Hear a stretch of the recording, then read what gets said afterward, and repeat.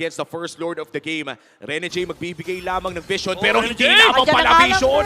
nandun ang flicker, kaso nga lang, grabe naman yung paglusot-lusot ni Goyle at palamang pangaran dito at si Pro Team, nilatag ng lahat. Ito lang Kalbaryo, andito ang bagyo at Person ng TNC together with Aurora na ngayon magpupush through ng plano. Doming Kite. Oh, So no may way. LBM po pwesto pero mayroon din Demon Kite at target sa may bandang taas. Mapipilitan umuwi doon si Benny Cutie habang nagkakagulo-gulo sila dyan. Yung lore makukuha pa rin naman dito ni Goyle. At Doming! may pinakagilid pa rin naman. Buhay pa rin naman. Sila Doming Kite. Lansing is down. Habang sa may pinakagilid, mapapatay din ni Demon Kite si Benny Cutie. Ngayon, may labanan pa rin na magaganap. Extended dito ang mga pagtalo ng Tonight Further Pursuit. Oh, Dreamer! Dark Wave!